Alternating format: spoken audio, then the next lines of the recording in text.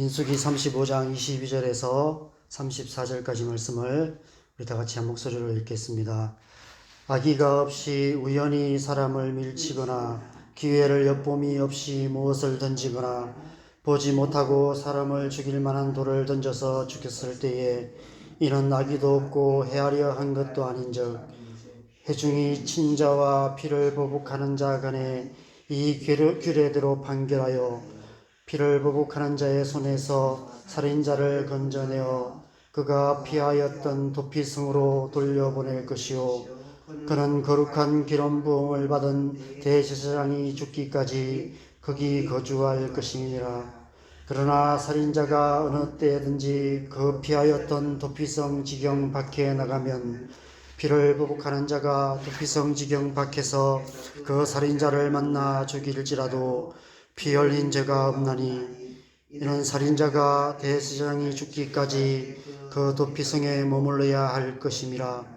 대제사장이 죽은 후에는 그 살인자가 자기 소유의 땅으로 돌아갈 수 있느니라. 이는 너희의 대대로 거주하는 곳에서 판결하는 규례라. 사람을 죽인 모든 자 곧 살인한 자는 증인들의 말을 따라서 죽일 것이나 한 증인의 증거만 따라서 죽이지 말 것이요 고의로 살인죄를 범한 살인자는 생명의 속전을 받지 말고 반드시 죽일 것이며 또 도피성에 피한 자는 대제사장이 죽기 전에는 속전을 받고 그의 땅으로 돌아가 거주하게 하지 말 것이니라. 너희는 너희가 거주하는 땅을 더럽히지 말라. 피는 땅을 더럽히나니 피 흘림을 받은 땅은 그 피를 흘리게 한 자의 피가 아니면 속함을 받을 수 없느니라. 너희는 너희가 거주하는 땅 곧 내가 거주하는 땅을 더럽히지 말라. 나 여호와는 이스라엘 자손 중에서 있음이니라. 아멘. 어제 새벽에 이어서 오늘도 하나님 나라의 핵심 가치에 대해서 좀 더 생각해 보려 합니다. 어제 새벽에는 하나님의 공평하심에 대해서 함께 생각해 보았습니다. 하나님의 나라는 하나님의 공평하신 사랑이 편만한 그러한 나라입니다. 그래서 하나님께서 레위인들을 12지파 48개 성읍에 흩어져 살게 하신 것입니다. 그들을 통해 공평하신 하나님의 사랑의 손길이 그 땅에 편만하게 하시기 위함입니다. 그런데 그 48개 성읍 중에서 요단 동편의 3개 성읍과 요단 서편의 3개 성읍을 도피성으로 정하셔서 부지 중에 살인한 자들이 그리로 피하게 하라고 말씀하십니다. 저는 이 말씀을 묵상하면서 하나님 나라의 또 하나의 핵심 가치인 공의에 대해서 함께 생각해 보았습니다. 하나님은 공평하신 분이시며 공의로운 분이십니다. 하나님의 나라는 공평하고 공의로운 나라입니다. 어느 나라이건 하나님의 공평과 공의가 가득하다면 그 나라는 하나님 나라에 가까운 나라입니다. 반대로 아무리 발전되고 물질적으로 풍요가 넘친다 하더라도 불공평과 불의로 가득하다면 그 나라는 하나님으로부터 하나님 나라로부터 먼 나라 이웃 나라에 불과한 것입니다. 우리나라는 어떤 나라일까요? 우리나라가 하나님 나라에 가까운 나라가 되려면 우리나라의 모든 영역들 가운데 공평과 공의가 편만해져야만 합니다. 그러기 위해서 가장 중요한 것은 법입니다. 우리나라는 법치국가이기 때문에 그렇습니다. 공평하고 공의로운 법을 만들어야 하고 또 그 법을 잘 집행해야만 합니다. 우리나라의 법 가운데는 아직도 불공평한 법이 많이 있고 불의한 법들도 많이 있습니다. 국회에서 국회의원들이 그런 법들을 고쳐나가는 일들을 하고는 있지만 쉽지는 않습니다. 이해 집단의 요구가 서로 상반되기 때문에 그렇습니다. 지금 간호법 때문에 나라가 시끄럽습니다. 간호법을 요구하는 쪽과 반대하는 쪽이 서로 대립되기 때문에 쉽게 결론을 내리지 못하고 있습니다.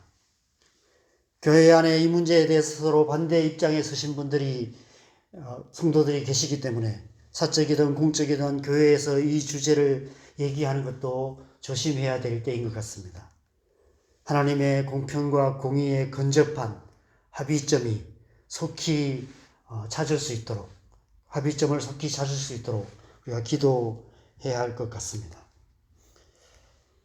하나님께서 가나안 땅을 앞두고 있는 이스라엘 백성들에게 도피성에 대해서 말씀하시는 것은 하나님의 공의가 그들이 이루어가야 할 하나님 나라의 핵심 가치이기 때문에 그렇습니다.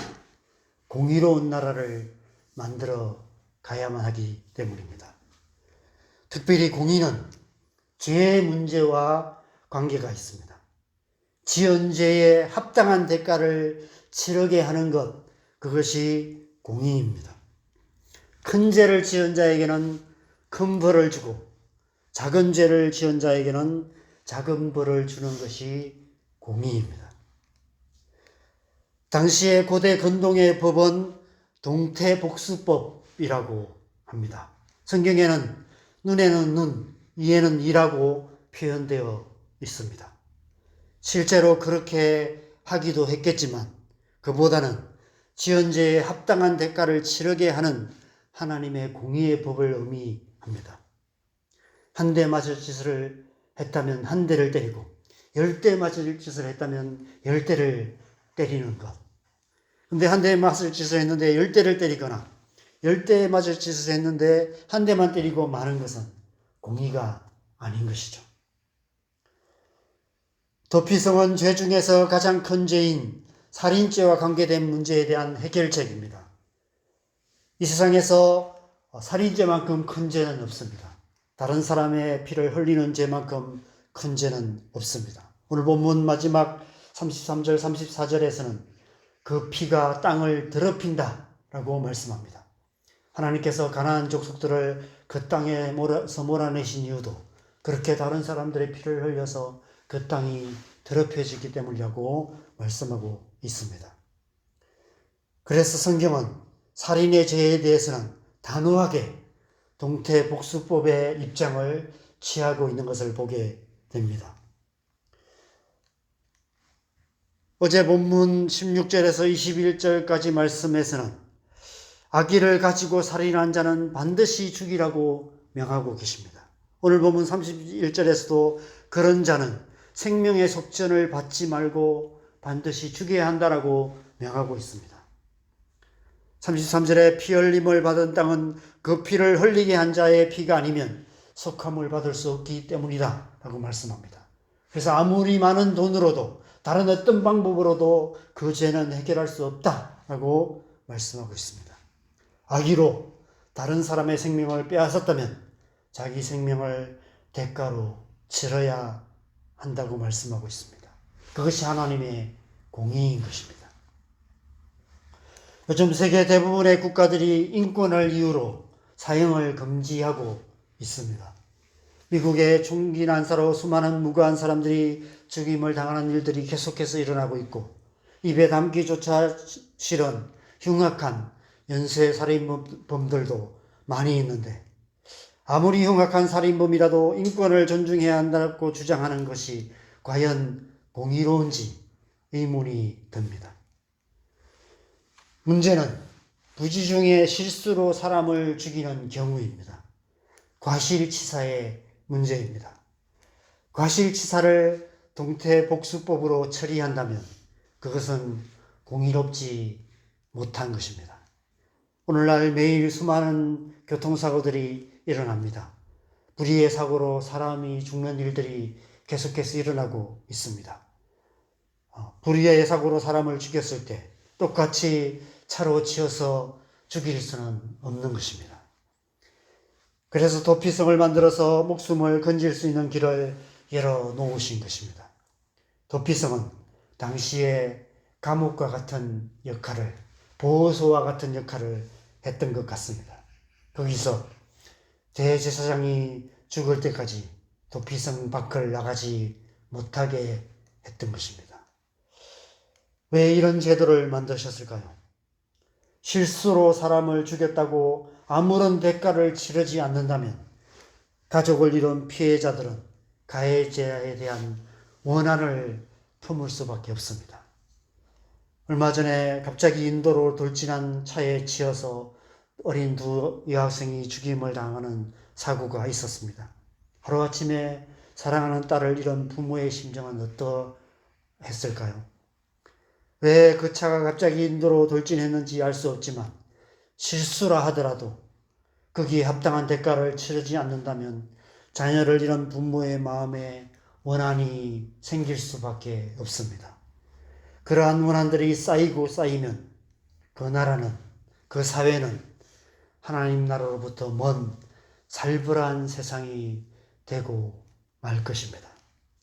반대로 실수로 사람을 죽였는데 동태복수법을 적용하여 사형에 처한다면 어떻게 될까요?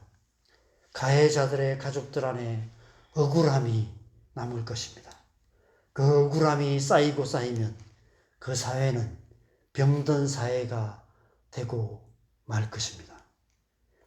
그래서 도피성을 만들게 하신 것입니다. 도피성은 피해자의 원한을 풀어주고 가해자의 억울함도 남지 않게 하는 하나님의 공의가 가장 잘 표현된 제도인 것입니다. 이 도피성을 통해서 하나님께서 말씀하시는 것은 공의로운 나라를 만들라는 것입니다. 공의로운 법을 만들고 법을 공의롭게 잘 집행하라고 말씀하신 것입니다. 그래서 이 말씀은 오늘날 우리를 향한, 이 사회를 향한 말씀이기도 한 것입니다. 우리 사는 이 대한민국이 하나님의 공의가 다스리는 나라가 되게 해야 하는 것입니다. 이 나라의 법이 공의롭고 공평한 법이 될 수 있도록 우리가 노력해야 하고요. 또 건의도 해야 하고 또 헌법 소원 이런 것도 제기해서 법을 바꾸어서라도 이 나라의 법이 공의롭고 공평한 법이 되도록 해야 하고 또 그 법이 잘 집행될 수 있도록 우리가 힘써야 하는 것이죠. 그래서 지방자치도 하고요. 시의원, 도의원들을 뽑는 것입니다. 그런 의원들을 통해서 또 잘못된 법이 있다면 또 잘못 집행된 법이 있다면 건의를 해서 또 법을 개정하고 법이 올바로 집행될 수 있도록 그렇게 만들어 가야 하는 것이죠. 그렇지만 저는 그 일이 우리 가정에서부터 시작되어야 된다고 생각합니다. 창세기 2장에서 하나님의 나라가 가정에서 시작되듯이 우리 그리스도인의 가정에서부터 하나님 나라가 시작되어야 하기 때문입니다. 공의와 공평은 가정에서부터 시작되어야 합니다. 우리가 자녀를 사랑하되 편애해서는 안 되는 것이죠. 공평하게 사랑해야 합니다. 공의도 마찬가지입니다. 그래서 에베소서와 골로새서를 보면 그리스도인의 가정에서 어떻게 하나님 나라를 이루어가야 하는지를 말씀하시며 특별히 너희 자녀를 노엽게 하지 말라고 말씀합니다. 왜 자녀가 노여워합니까? 불공평할 때, 그죠? 형만 사랑하고, 오빠만 사랑하고, 또 동생만 편애하고, 이런 편애할 때 자녀들은 노여워합니다. 또 한 가지는 합당한 징계를 통해서 공의롭지 못할 때 자녀는 노여워합니다. 우리가 자녀를 키울 때 합당한 징계를 통해서 하나님의 공의를 가르치는 것이 중요합니다. 요즘은 아무리 자녀라 하더라도 매로 때리는 훈육 방식은 아동학대가 될 수 있어서 자녀를 잘 훈육하는 것이 쉽지 않습니다. 지혜롭게, 인격적으로 하나님의 공의로 합당한 훈육을 해야 합니다. 한 대 맞을 짓을 했는데 10대를 때리면 그것은 공의가 아닙니다. 10대 맞을 짓을 했는데도 한 대만 때리고 만다면 그것도 공의가 아닙니다. 더 중요한 것은 일관성이 없는 것. 똑같은 짓을 했는데 엄마 아빠 기분이 좋을 때는 또 다 용서하고 또 더 나쁜 짓을 해도 더 나쁜 짓을 했는데도 엄마 아빠가 기분이 좋으면 다 봐주고 별거 아닌데도 엄마 아빠 기분이 안 좋을 때는 막 뒤시게 맞고 이런 일이 생길 때 자녀들 안에는 혼란이 생기고 또 원망이 생기고 불공평하다, 불의하다 이런 생각이 드는 것입니다. 노여운 마음, 자녀를 노엽게 만드는 것이 되는 것입니다. 합당한 징계가 필요합니다. 그것을 통해서 하나님의 공의를 가르쳐야 하는 것이죠.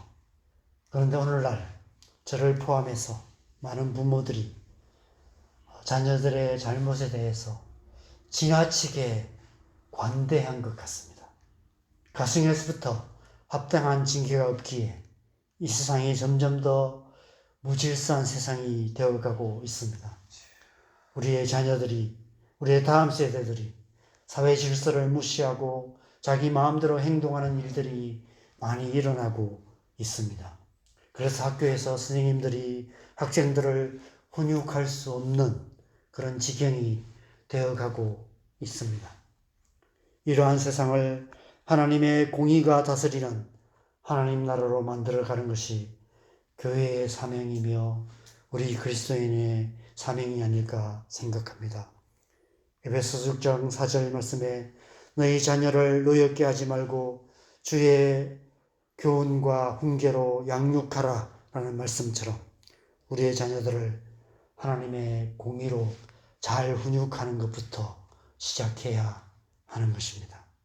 우리의 자녀들이 가정에서부터 하나님의 공의가 무엇인지를 배워서 이 세상을 하나님의 공의가 다스리는 하나님 나라로 만드는 세대가 되게 해야 하는 것 같습니다. 가정의 달에 우리가 기도해야 할 중요한 기도 제목이 아닐까 생각됩니다. 오늘 새벽에는 이 주제로 함께 기도하는 시간을 가졌으면 좋겠습니다. 이 땅의 가정들부터 시작해서 이 땅의 또 학교들과 많은 교육 제도가 공의롭게 자녀들을 가르치고 또 공의로 우리의 자녀들을 훈육하는 그런 교육 제도가 될 수 있도록 우리가 기도하고요. 이 땅에 또 법들이 그렇게 공의로운 법이 제정되어서 이 땅이 공의로운 하나님의 나라가 될 수 있도록 우리가 함께 기도하는 시간을 가졌으면 좋겠습니다.